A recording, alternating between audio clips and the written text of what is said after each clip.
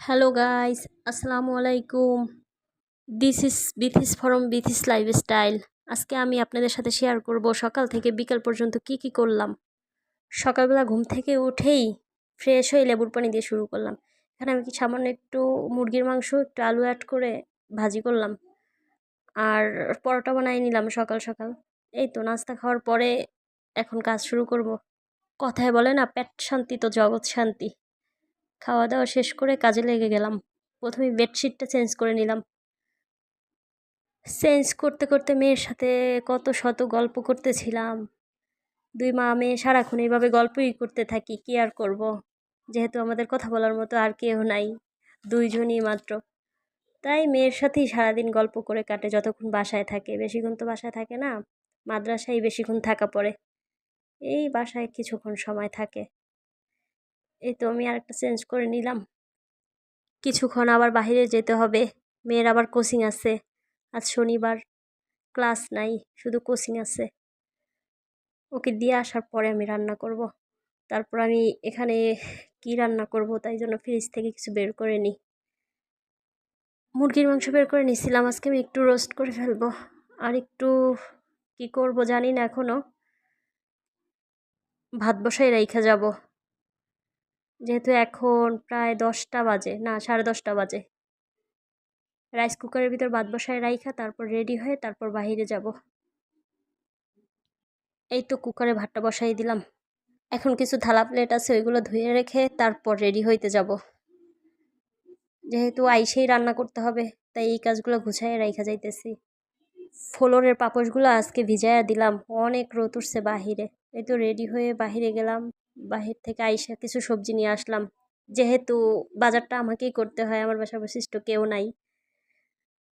বাহির থেকে এসেই পাপোশগুলো ধুয়ে আগে রোদ দিয়ে নিলাম, তারপর মুরগির মাংসগুলো ফ্রেশ করে ধুয়ে নিলাম। আগে আমি মাখায় রাখবো কিছুক্ষণ সময়। এখানে আমি একটু শুকনো মরিচ, জিরার গুঁড়া, আদা আর একটু লেবু চিপে মাখায় রাইখা দিব। তারপর কিছু পেঁয়াজ কেটে ব্লেন্ডার করে নিব, যেহেতু আমি রোস্ট করব তাই পেঁয়াজের পেস্টই দিব। এই তো এখানে কাজু বাদাম নিয়েছিলাম কিছু ব্লেন্ডার করে।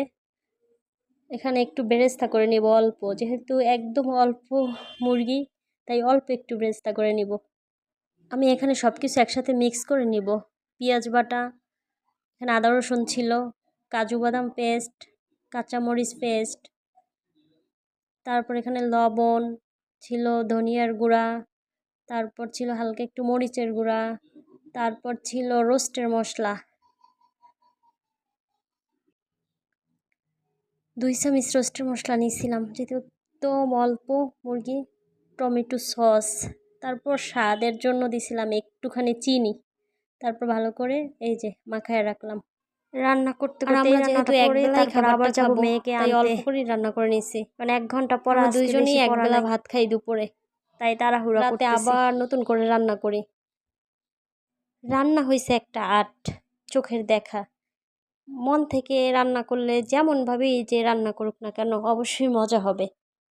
মন যদি অন্যদিকে থাকে, অমনস্ক ভাব নিয়ে রান্না করলে সেই তরকারি কোনোদিন মজাই হবে না।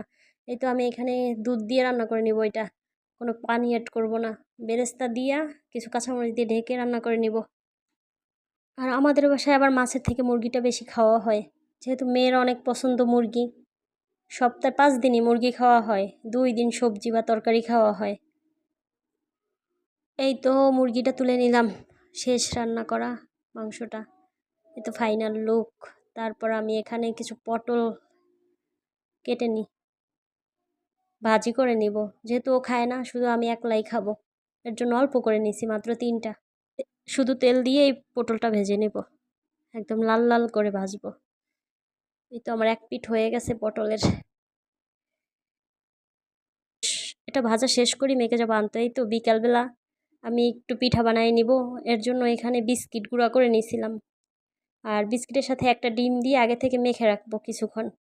যেহেতু জানি না কোন কোন দেশে এই পিঠার কী নাম বলে, আমাদের দেশে তো পাক্কান পিঠা বলে, বরিশাল।